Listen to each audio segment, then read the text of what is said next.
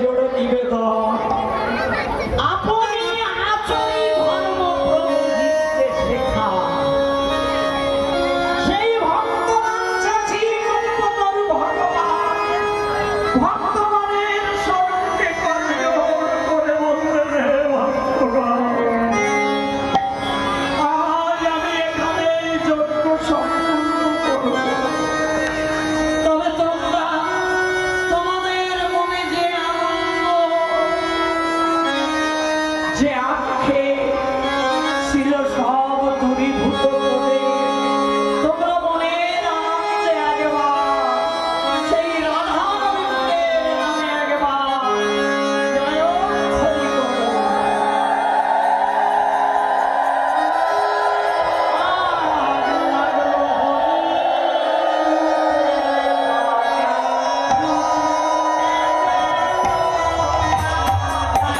Hari